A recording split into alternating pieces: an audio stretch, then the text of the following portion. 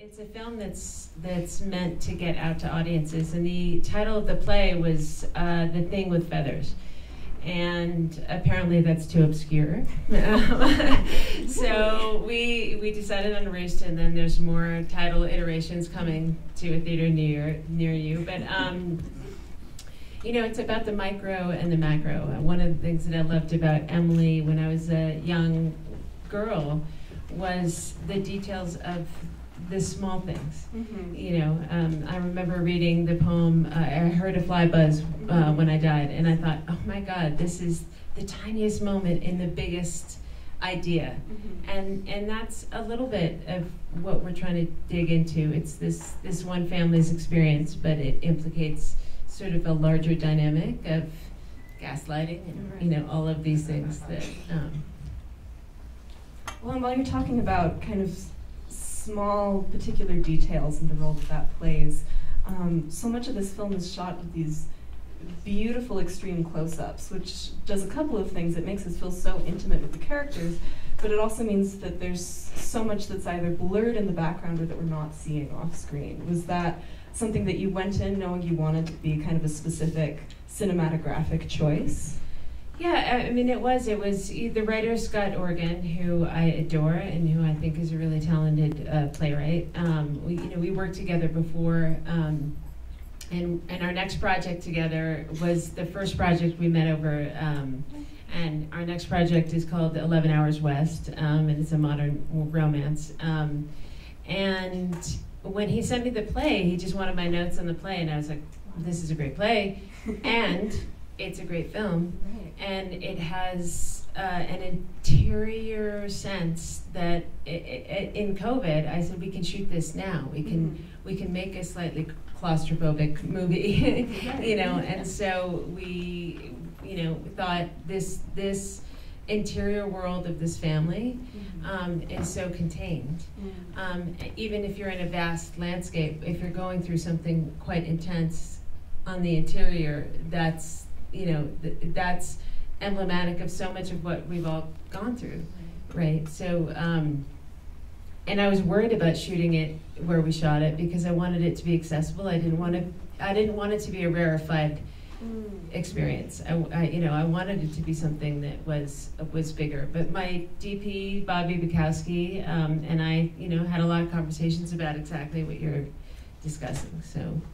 Well, and since you mentioned a little bit there about the source material of the play and your relationship with Scott, I would love to hear a little bit more about the process of adaptation for this, particularly because at the same time as it is in some ways this very intimate drama, you also do a lot of work to take a theatrical play and turn it into something that allows you to explore the landscape and to get the characters out of this confined space. Were there any surprises or challenges in that adaptation process? The end. I mean, the end of the play is very different than the end of the film, and you know, we played with shooting up into the last moment. We had 2 endings, and we decided if we shoot 2 endings, inevitably we're not going to be able to choose which one we get to use, so we didn't shoot the second one. But we, you know, it was a matter of maintaining the integrity of the intimacy, but also trying to like bring in the outside world, right? Which is the job of film. You know, you have to try to bring in the exterior part of it. It was great. I mean, Scott is an amazing person to work with. He was on set with the actors every moment. You know, at first when we were producing the film, I was like, hey, I want to have the writer there the whole time. And you know, everybody was really nervous about this, you know, and I made him a producer so that he had a say in the integrity of everything. And it was a dream. It was a dream to have him there, and the actors would be, you know, Grace, no, and she was so great because we, you know, I was like, we have a really short amount of time to make this, so we had a lot of prep and we rehearsed. And you know, when we were shooting, the script supervisor would come up and be like, you know, Grace is cutting a whole section of this movie. You know, she'd cut a whole section of the dialogue of the film. And I was like, well, just make sure it's intentional, just, you know. And she'd be like, oh yeah, I won't be saying that. because she held her character so close to her. She knew what was right and what was wrong. And I was very blessed to be able to work with actors that felt a possessiveness over their characters. What was Scott's reaction like to that process? He loved it. I mean, Scott is an actor as well, and so he loved what the actors were bringing, and their possessiveness. We had each actor come up with their playlist in advance, and we didn't use a temp track, so my composer was on from the beginning, and he gave us a theme, and I gave it to all the actors before we started shooting, just to say, like, we're playing with analog and digital, and so tell me what that means to you. And Scott was very receptive to that process. I was blessed by that. I was really interested in sort of the soundtrack process, and I'm glad you mentioned it, because I remember thinking as the opening credits were playing that it sounded almost like you were kind of playing with the sounds that cell phones make to compose this music. Yes. Was that intentional? It was intentional, and like I said in the introduction, it's not a solitary thing making a movie, and so having people come in with their toolbox and their lens and their thing that they can bring to the party, and he did that from the beginning, and it helped me conceive when we were shooting, and I wish that more people would bring in composers from the beginning, because they can inform everything. They can inform tone. And making a movie, getting everybody in the same movie, in the same tone, is very challenging. So the more collaboration that can happen from the top, from everybody. My production designer was one of the first people to come on board, and it was his insight. We talked about her room being like a nest that she's outgrowing. And so that helped the actors. So bringing everybody into that conversation was a gift, which kind of sometimes can only happen in these smaller productions. But I think if you can apply that to the larger production, everybody benefits. And we'll see better movies on screen, I think, too. Am I allowed to ask at all about the alternate ending? It's okay if not, but since you bring it up. I mean, it was really about what is the intention, and what is justice, and what is what he does an act of vengeance or an act of mercy. And that's the thing we sort of wanted to throw up in the air and have everybody think about. What did he do and why? And that was what we wanted to create, was some questions around that, and be definitive about. It's not about the tape recorder. It's really about freedom, from gaslighting and all of what that can cause. Well, and I think one of the many successes of this film, but a particularly great success, is the way you're able to portray Jesse as this person who does horrific things that we don't want to watch happening, and at the same time to maintain a fairly non-judgmental attitude towards him as the filmmaker, and to have empathy for who he is and what he's been through as a character. And that's such a tough thing when you're dealing with the particular subject matter that you are. Can you talk a little bit about what that process is like? Yeah, I mean, it's a very personal one for me. It's like we can throw our grenades from behind bunkers, but if we don't understand the context of people's behavior, that is when we stop the discussion. And what I hope is that for the audience, your center of empathy starts to sort of shift around a little bit and understand, we can demonize somebody, but maybe we should go, well, has this person also been traumatized? And what does that cause? And what is the root of that? And how do we, sort of oxygenate that experience? And Kyle, who plays Jesse, is that person. I adore him. He again, had great compassion for his character, and that's what I needed. I needed that spirit and that heart, and the ominous stuff for sure, because we played with genre quite a bit. Right. So, but he allowed us to create some questions around that. Like, are you good or bad? Am I good or bad? I'm both. Right. What is good or bad in this situation? Yeah, exactly. I'm glad you brought up genre, because I think, as we were talking about a little bit before the screening, it's such a double-edged sword for filmmakers, and I think particularly for female filmmakers, especially if you're working in these kinds of genres that, like thrillers or horror movies, are viewed as kind of lower and more bodily, and that have been kind of historically ghettoized within the film industry. And on the other hand, because of that status, I think these kinds of genres open up these possibilities for upending and subverting our expectations for where a narrative is supposed to go. How do you see this project relating to genre? Well, you know, my life goes through about 17 different genres a day. So I think we all experience that, you know, and I wanted to have that. And I think it's, sometimes genre can be a little bit of like the Trojan horse of being able to experience something. We have the great gift of that genre films are now diving into character. You know, you have films like Get Out, and you've got, you know, that dive into complex ideas, and the genre can kind of soften the receptors to be able to receive stuff instead of being hit over the head just with messages all the time. So, you know, we wanted to play with that. We wanted to, try to play with genres are relevant because we understand them. We, you know, it excites us. We allow ourselves to go on this ride that is life, that I think a lot of us have gone through all of these genres. You know, I mean, for me, the horror film, being a mom of a budding teenager, is, you know, the idea that the horror part of it is that my actions in my youth could somehow fall out on the shoulders of my children. And if I didn't pay that bill, like, because as a parent, you just, all you want to do is relieve your children from having to pay that debt. And to me, that's horror. Right. And, you know. Yeah. Thank you so much for coming and joining us. Okay. It's a good answer.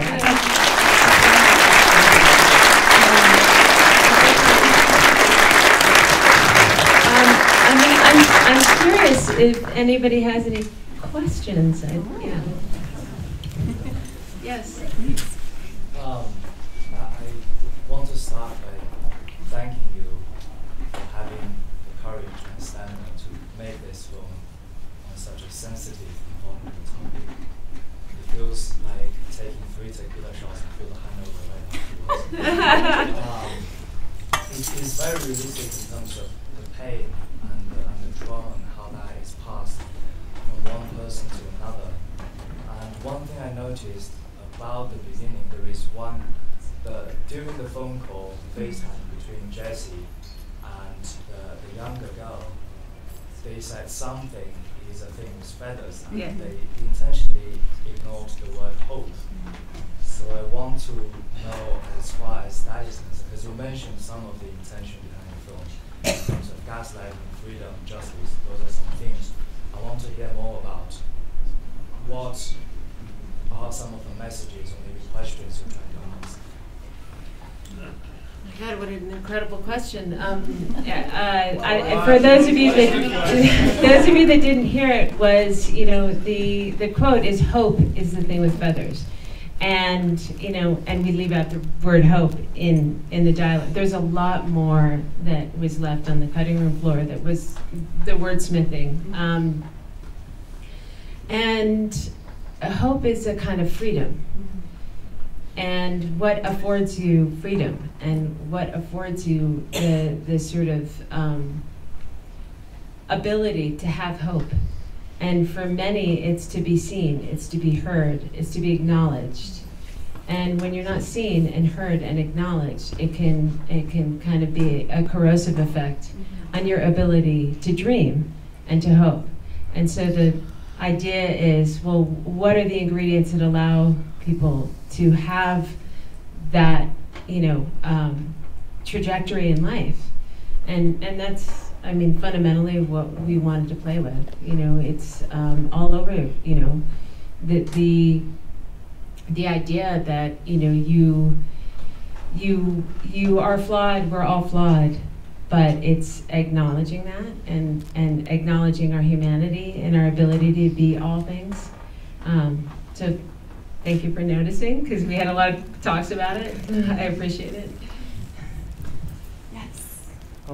Yeah, so in the, what I'll call the forgiveness scene near the end, where he hands over the recorder, it's done very deliberately and slowly. And I was curious, as you know, you sort of like focused on his hand, and you see him slowly move his hand back and put it in his pocket. And what I was wondering is,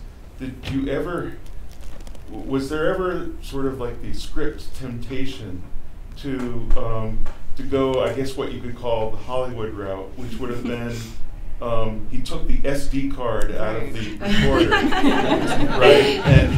And that was going to be the twist, and then the end. Right. Just curious. No, this is what I love about being able to talk to people that see the movie. I never would have thought of that in a million years. It's just genius. You know, maybe that's the sequel. I don't know. Yeah. Got a third ending now. Yeah, exactly. In the play, he doesn't give back the recorder. Okay. And so, you know, part of it was, what is justice here? You know, and when she says, you know, I thought this is what this is about, right? And invites him to make that choice. She doesn't say give back the recorder. She says, what are we doing here? And then he makes that choice. You know, and we're in a world where, you know, everything is recorded, every minute detail of our experience. I mean, I was explaining to my daughter, let me tell you what an impulsive photograph looked like in 1985. You know, 24 frames, you had to march your little happy ass down to the corner store, give the guy who prints your Christmas photos a roll of film, and you know, you had so many moments to think about something, so the immediate nature of our actions. So, you know, what he does is make something that's aligned with his own freedom.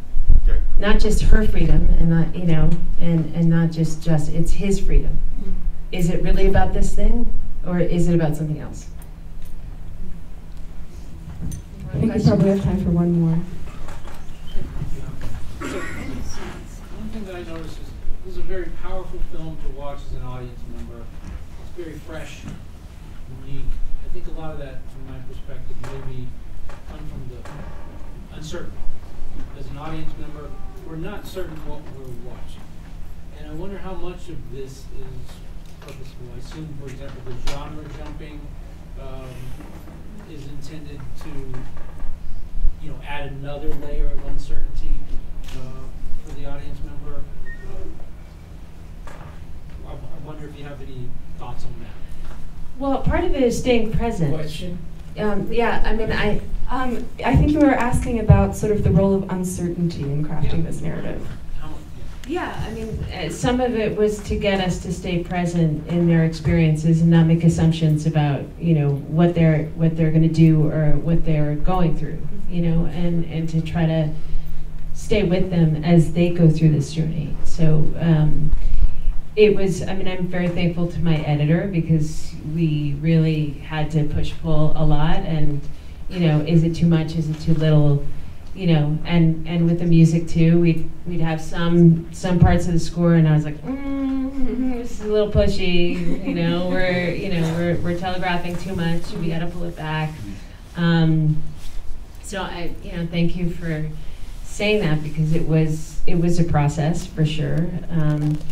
And you know, these films are hard to get made, and they're hard to get out there. And you know, if you did respond to it, you know, talk to your friends. I'm hoping that in our distribution, maybe we have, you know, a showing here in this theater when we release the film. So if you could talk about it. You know, I've just entered into having Instagram. I'm terrible at it, but you know, I do understand it as a useful tool. So, you know, if you're inclined, it would be helpful to us and all the people that came together to do this. You know, it's in their service as well. Thank you so much for taking the time to